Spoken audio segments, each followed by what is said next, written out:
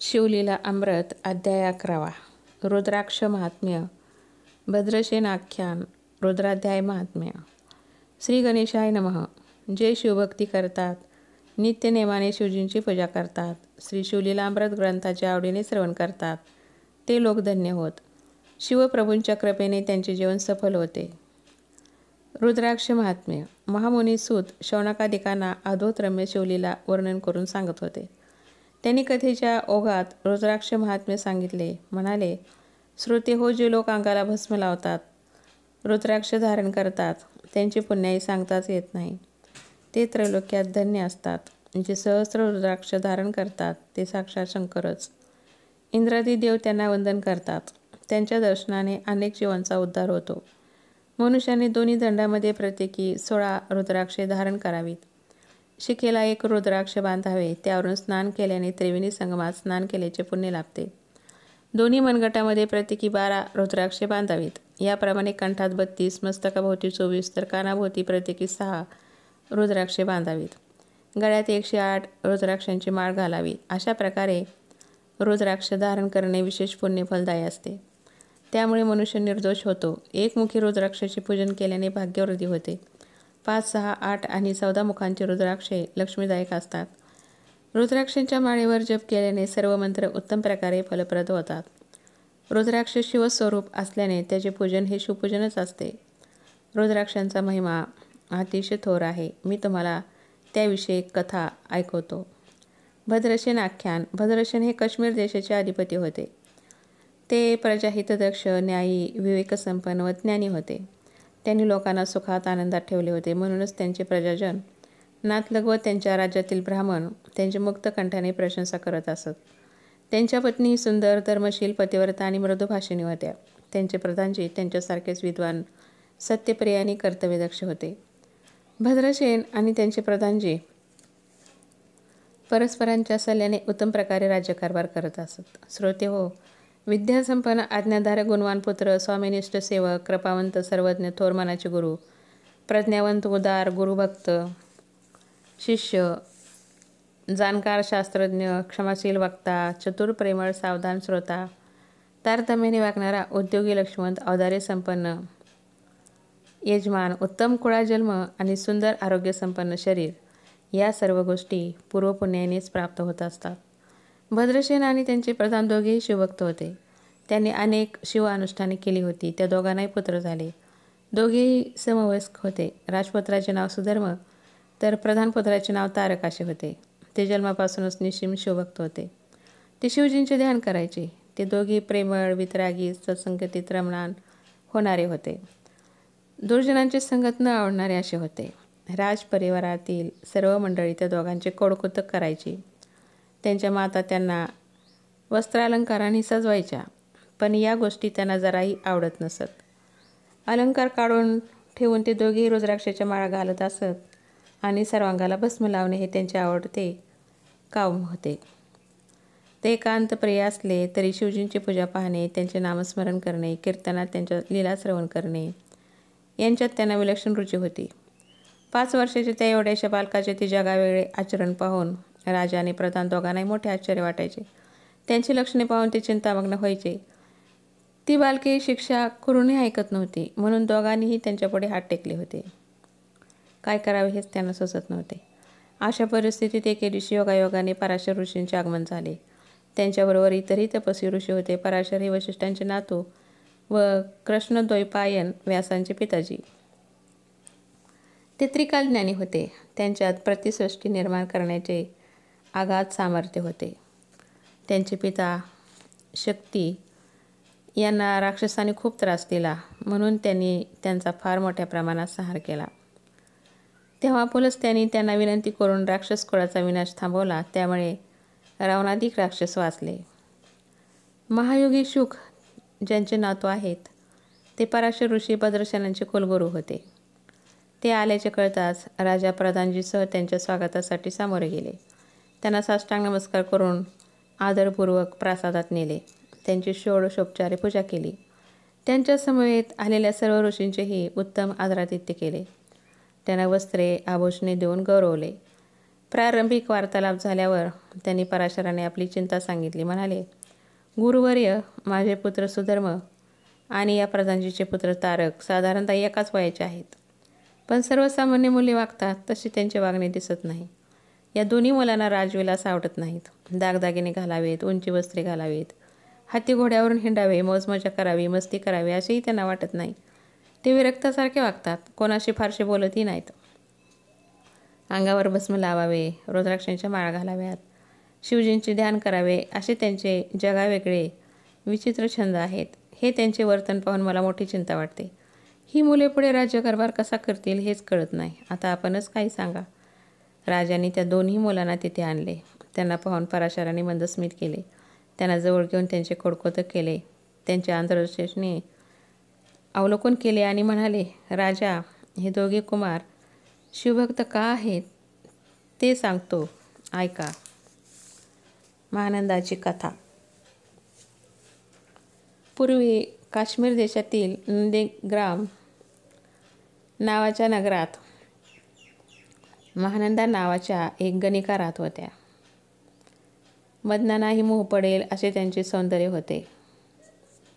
त्या अतिशय श्रीमंत आणि ऐश्वर्य संपन्न होत्या. त्यांच्याकडे रत्नखचित छत्र, रत्नखचित दांड्या असलेली चंबरे,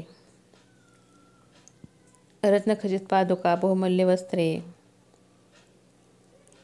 सोन्याच्या रत्नजडित पलंग, चांदण्यासारखी शुभ्र आणि मृदू मुलायम शय्या, दिव्य अलंकार, सुवासिक अत्तरे, सुसज्ज महाल, गोधन, म्हैशी, अश्व, गज, रथ, पालख्या, दासदासी असे सर्व वैभव होते. त्या भाग्यवान होत्या. त्यांच्या घरी त्यांचे आई व भाव राहत असत.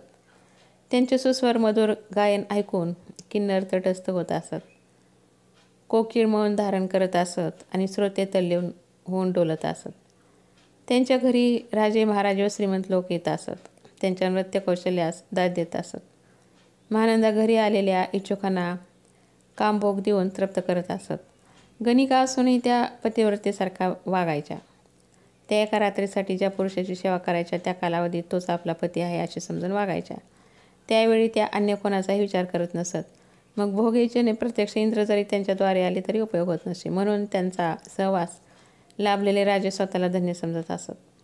महानंदा परम शिवभक्त म्हणून प्रख्यात होत्या. त्या सोमवार, प्रदोष व शिवरात्री अशी शिवव्रते करायच्या. ब्राह्मणांच्या हस्ते भगवान शंकरांना अभिषेक करायच्या.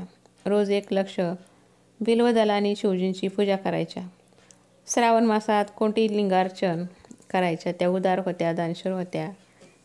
नेहमी अन्नछत्र चालवायच्या आणि याचकांना इच्छित दान देऊन संतुष्ट करायच्या. भद्रसेन, आता मी काय सांगतो ते लक्षपूर्वक ऐका. या महानंदाने आपल्या घरात एक कोंबडा आणि एक माकड पाळले होते. त्यांच्या गळ्यात रुद्राक्ष बांधून त्यांना नाचायला शिकवले होते. त्यांनी आपल्या नृत्यशाळेत एक शिवलिंग स्थापन केले होते. पाळलेला कोंबडा व माकड यांना ते तिथेच बांधून ठेवत असत. त्या तिथेच शिवपुराण ऐकायच्या. शिवजीपुढे सप्रेम भक्तीने नृत्य गायन करायच्या. कोंबड्याच्या आणि माकडाच्या गळ्याला, कपाळाला भस्म लावायच्या आणि त्यांनाही कौतुकाने शिवजीपुढे नाचवायच्या.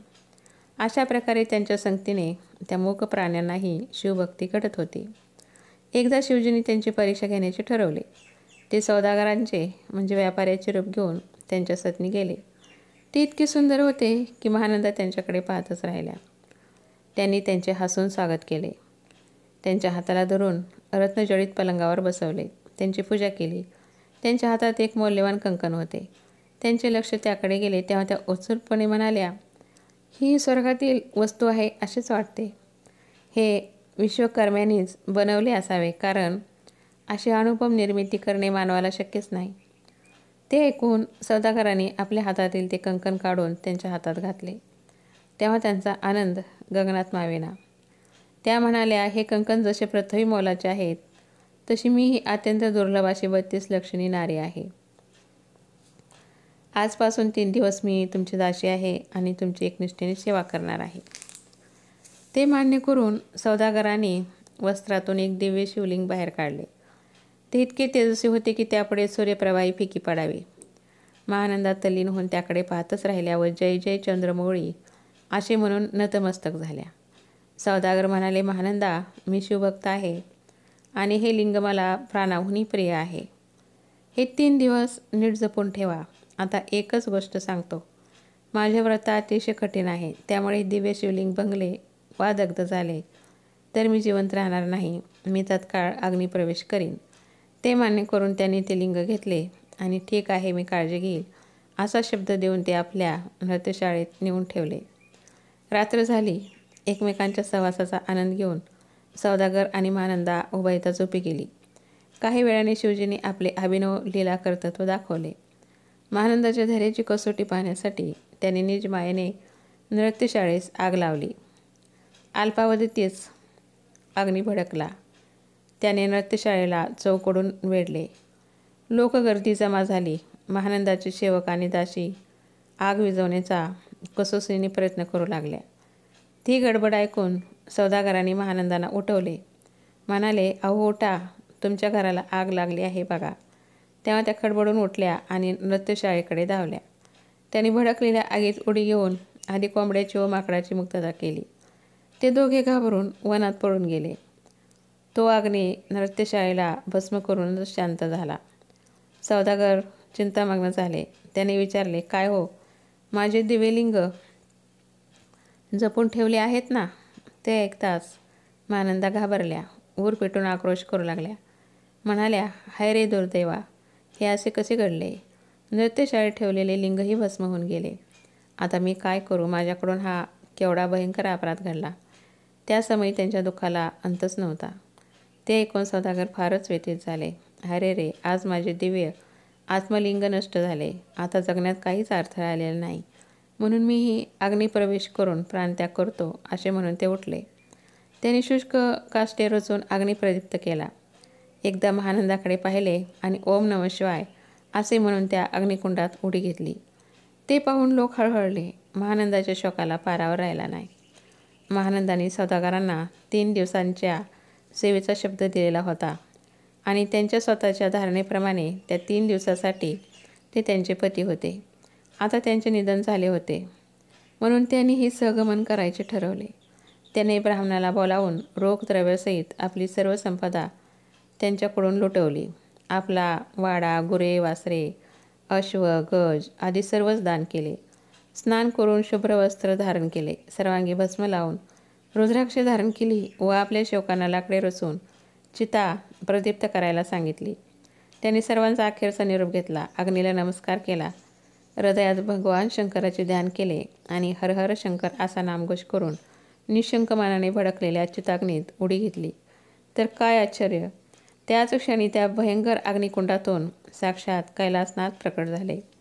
5 मुखांचे, 10 हातांचे, मस्तकी जटाभार, त्यावर शोभिवंत चंद्रकोर, ऊर्ध्वभागी जुळजुळ वाहणारी धवलवर्णगंगा, बहाळी अग्निसमान दगदगीत तृतीय नेत्र, नीलवर्ण कंठ, खटांगधारी भस्मचर्चित सर्वांग, त्यावर धारण केलेली सर्पभूषणे, कमरेत व्याघ्रांबर, अंगावर पांघरलेले गजचर्म, गळ्यात नरमुंडाच्या माळा, अशा दिव्य स्वरूपाच्या त्या महायोगी आदिनाथांनी आपल्या 10 भुजा पसरून त्यांना वरचेवर झेलले. संकटात भक्ताचे रक्षण करणारे आणि शरणागतांना अभय देणारे ते महाप्रभू त्यांची निर्वाणीची भक्ती पाहून अगदी प्रसन्न झाले होते.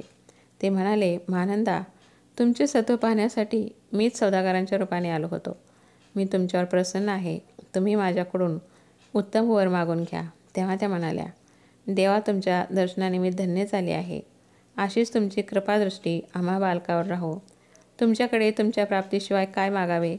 म्हणूनच माझी अशी प्रार्थना आहे की तुम्ही माझ्यासह या नगराचाही उद्धार करा. तेव्हा तथास्तु असे आशीर्वाद देऊन ते देवादिदेव अंतर्धान पावले. तेवढ्यात तिथे एक दिव्य विमान आले. त्यातील शिवगणांनी महानंदा, त्यांच्या माताजी, बंधू व तेथील सर्व नागरिकांना त्यात बसवले आणि सन्मानाने शिवलोकी नेले. शिवकृपेने त्या सर्वांना दिव्य रूप प्राप्त झाले. शिवलोकी स्थान मिळाले. धन्य धन्य त्या महानंदा, त्याने आपल्या समवेत सर्वांचा उद्धार केला. निस्वार्थी वर्तन हेच शिवभक्तीचे गमक आहे.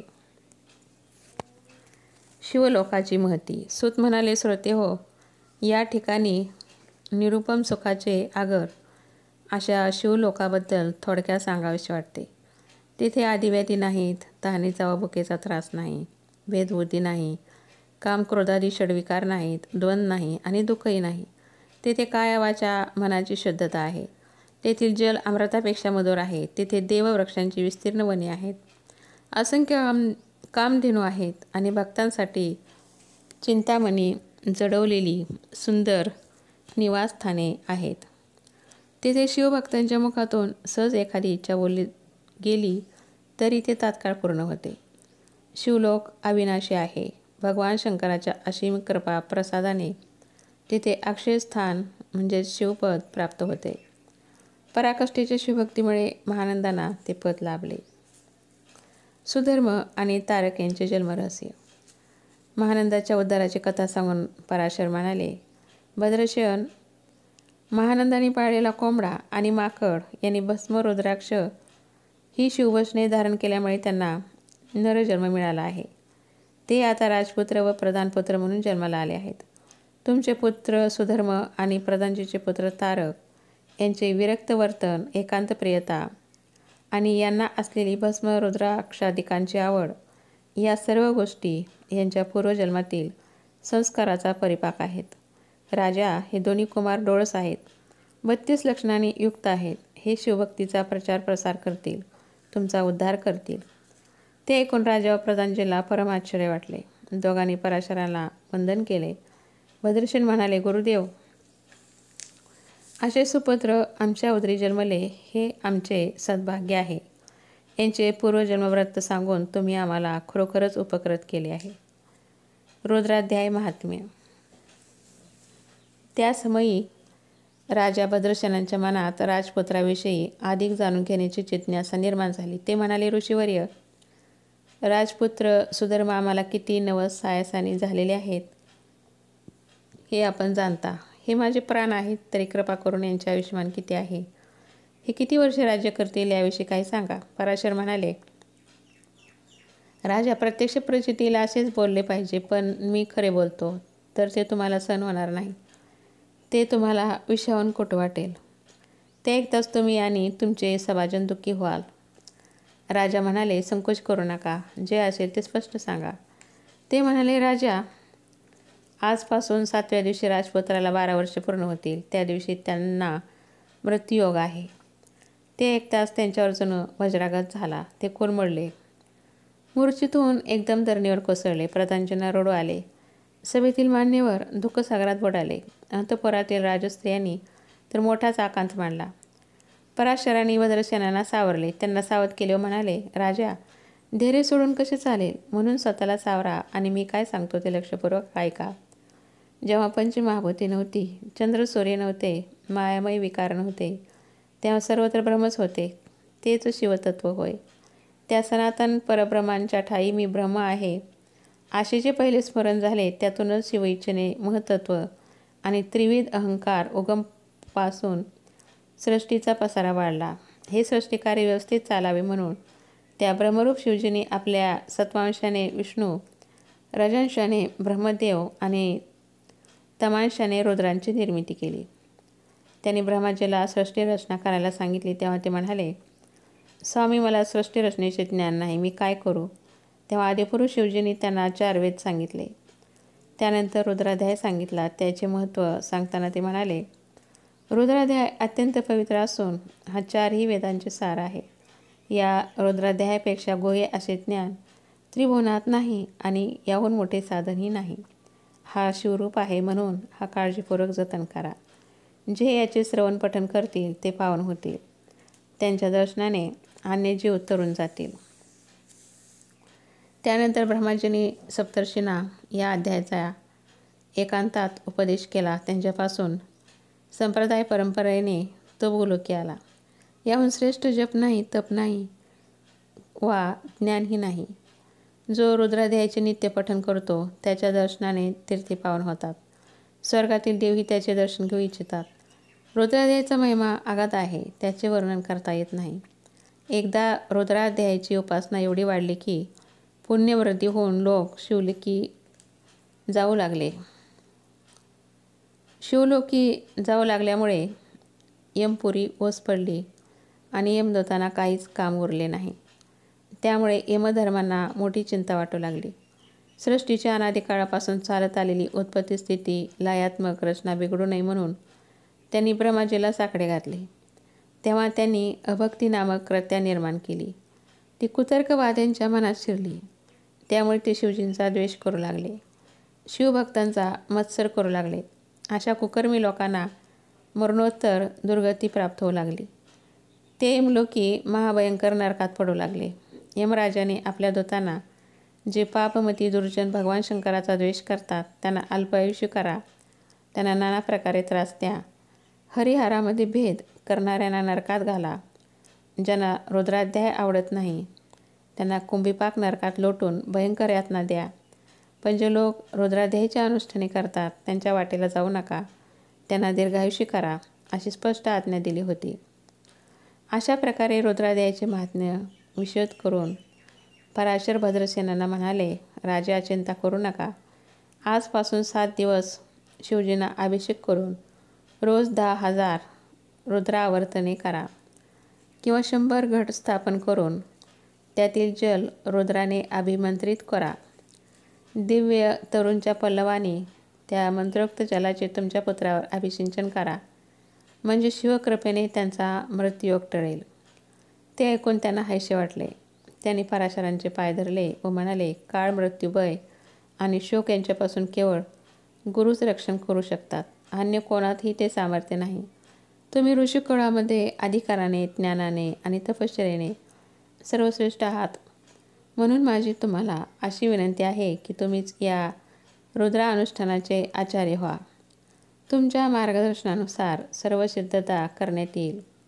मग त्यांनी रुद्रानुष्ठानाचे यथासंग ज्ञान असणाऱ्या 1000 सच्चिल ब्राह्मणाला बोलावून आणले. रुद्रावतरणास प्रारंभ झाला. त्यासाठी 1000 घटांची मंत्रोक्त स्थापना करण्यात आली. त्यात मंदाकिनीचे जल भरले होते, आम्रपल्लव घातले होते. रुद्रघोष सुरू झाला. ते दिव्य अनुष्ठान 6 दिवस चालू होते. 7व्या दिवशी अनुष्ठान चालू असताना माध्यानी मृत्यूसमय आल्याने राजपुत्र सुधर्मांना एकदम मूर्छा आली. देहभान हरपून ते खाली कोसळले. त्यांची सगळी हालचालच थांबली. त्यांची मरणोन्मुख अवस्था पाहून भद्रसेन घाबरले. पराशरांनी त्यांना धीर दिला आणि रुद्राने अभिमंत्रित केलेले जल कुमाराच्या अंगावर शिंपडले. तेव्हा ते सावध झाले. पराशरांनी त्यांना विचारले, बाळ, तुम्हाला काय झाले होते? अचानक मूर्छा कशी आली? सुधर्मा म्हणाले, गुरुजी, एक भयंकर कालपुरुष मला नेण्यासाठी आले होते. डोक्यावर जटा असलेले, भाळे सिंदूर लावलेले, आकराळ विक्राळ दाढांचे आणि लालबुण डोळ्याचे ते कालपुरुष मृत्यूदेव यमराज मला घेऊन जात असताना 4 दिव्य पुरुष तिथे धावत आले. पंचवदन, 10 भुजांचे, सर्वांगी भस्म लावलेले, व्याघ्रमार परिधान केलेले, 10 आयुधांनी सुसज्ज आणि ब्रह्मांडात अतुलनीय अशा त्या दैदिप्यमान पुरुषांनी मला त्यांच्या तावडीतून सोडवले आणि त्यांना मारत मारत घेऊन गेले. त्यानंतर पुढे काय झाले मला माहीत नाही, कारण मला जाग आली. ते ऐकून भद्रसेनाच्या डोळ्यात आनंदाश्रू तरळले. अंगी रोमांच उभे राहिले. ते शिवजींचा जय जयकार करू लागले. त्यांनी ब्राह्मणाला दंडवत घातले. देवानीही पुष्पवर्ष करून आपला आनंद व्यक्त केला. राजपुत्रांचा अपमृत्यू टळला म्हणून प्रजाजनांनी आनंदोत्सव केला. लोक शिवलीलांचे गायन करू लागले. मंगलवाद्याच्या निनादाने त्या जल्लोषात अधिकच भर घातली. मग भद्रसेनांनी विधीनुसार होमहवन केले. आमंत्रित सर्व ब्राह्मणांना षडस अन्नाचे भोजन दिले. त्यांना दिव्य वस्त्रालंकार व अमूल्य भेटवस्तू दिल्या. द्रव्य भांडार उघडून अगणित दक्षिणा दिली. अपार दानधर्म करून याचकांना संतुष्ट केले. ब्राह्मणांनी त्यांना मंत्राक्षता देऊन तुमच्या पुत्रांचे कल्याण होवो, त्यांना सर्वत्र विजय मिळो, असे अनेक शुभ आशीर्वाद दिले. त्यावेळी त्या आनंदोत्सवात आणखी एक आश्चर्य घडले.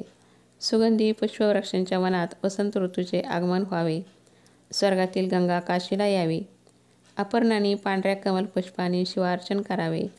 दुर्दैवी मनुष्याला चिंतामणी सापडावा आणि भुकेल्या पुढे क्षीराब्दीने धावत यावे, तसे घडले. त्रिभुवनात वंदनीय असणाऱ्या नारदांचे तिथे आगमन झाले. व्यास, वाल्मिकी, ध्रुव, प्रल्हाद हे ज्यांचे शिष्य, जे 14 विद्या व 64 कलांचे जाणकार, साक्षात नारायण स्वरूप अन्याय होत असल्यास देवेंद्रांनाही दंड करण्यास मागे पुढे न पाहणारे, तसेच ब्रह्मांड रचना मोडून पुन्हा सृष्टीचे आगाध सामर्थ्य असलेल्या त्या विधिसुतांना तिथे आलेले पाहून यज्ञकुंडातील अग्नी मूर्तरूप झाला. दक्षिणाग्नी, गार्हपत्य अग्नी आणि आहवनीय अग्नी या आपल्या 3 रूपांनी त्यांच्या स्वागतासाठी धावला.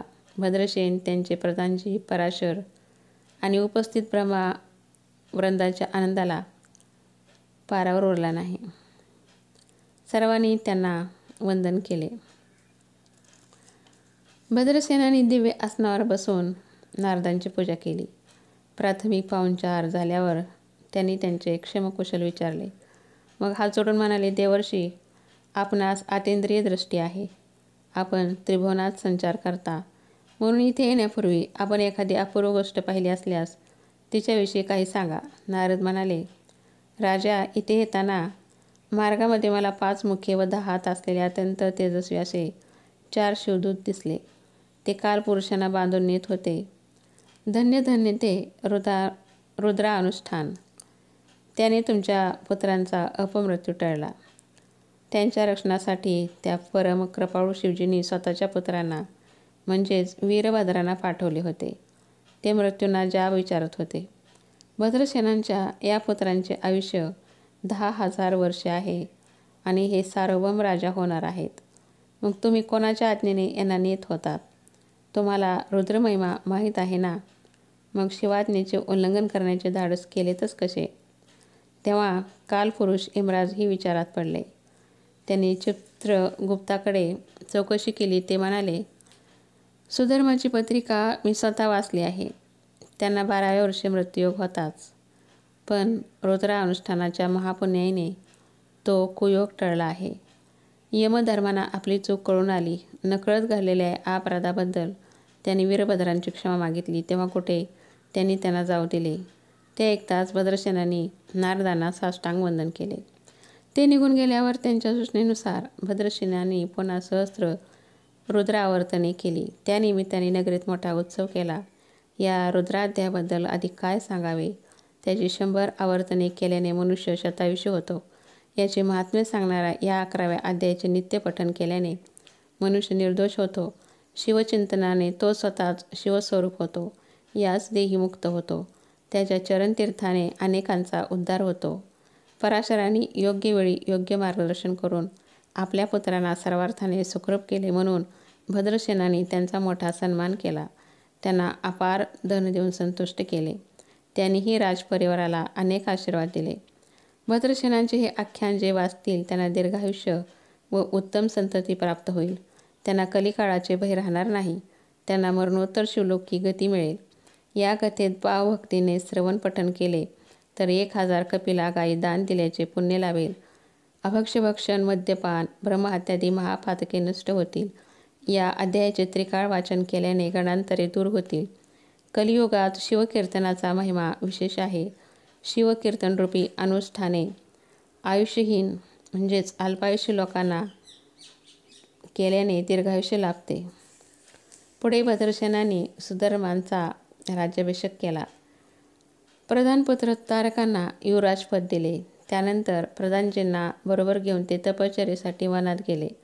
त्यांच्या उपासनेवर प्रसन्न झालेल्या शिवजींनी त्यांना दिव्य विमानातून शिवलोकी नेले. त्यांच्या इच्छेने ते ब्रह्मलोकात आणि वैकुंठातही निवास करून आले. शेवटी शिवरूप होऊन ते कैलास क्षत्री राहिले. फलश्रुती. कवी श्रीधर म्हणतात, हा 11वा अध्याय म्हणजे एकादश रुद्रांची वाङ्मय मूर्ती आहे. इच्छित फल देणारा कल्पवृक्ष आहे. याचे श्रवण पठण केल्याने 11 रुद्र संतुष्ट होतात. जे मृत्युंजय मंत्राचा जप करतात, रुद्राचे अनुष्ठान करतात, त्यांना ग्रहपीडा, विघ्ने, दारुण रोग व पिशाच बाधा यांचा त्रास होत नाही. यावर विश्वास ठेवणार नाही तो तामशी अल्पायुषी होईल. जो याची निंदा करेल त्या दुर्जनाला स्पर्शही करू नये. त्याची संगतीही धरू नये. त्याच्याशी बोलणे म्हणजे महापाप. त्याला घरी आणू नये. त्याच्या घरी जाऊ नये. सिंहाच्या गुहेप्रमाणे ते दुरूनच टाळावे. अहो, विष खाणाऱ्यांच्या पंक्तीत बसल्यावर मृत्यू येणारच. म्हणूनच अशा दुष्टांची संगत टाळावी. ज्यांना संपूर्ण श्री शिवलीलामृत ग्रंथाचे वाचन करणे शक्य होत नाही, त्यांनी हा अध्याय तरी वाचावा. या अध्यायाचे अनुष्ठान नित्यपठन केल्याने नित्य रुद्र अनुष्ठान केल्याचे पुण्य लाभते. त्या उपासकाच्या घरी सुखशांती समाधान आणते. श्रीधराचे स्वामी असलेले भगवान शंकर ब्रह्मानंद स्वरूप आहेत. ते जगाच्या आनंदाचे आदिबीज आहेत, अभंग आहेत, अक्षय आहेत. स्कंद पुराणातील ब्रह्मोत्तर खंडात असलेल्या श्री शिवलीलामृत या महान ग्रंथाचा हा 11वा अध्याय अतिशय गोड आहे. सज्जनांनी हा नित्य श्रवण पठण करावा. अध्याय 11वा समाप्त. श्री सांब सदाशिवार्पणमस्तु. ओम नमः शिवाय.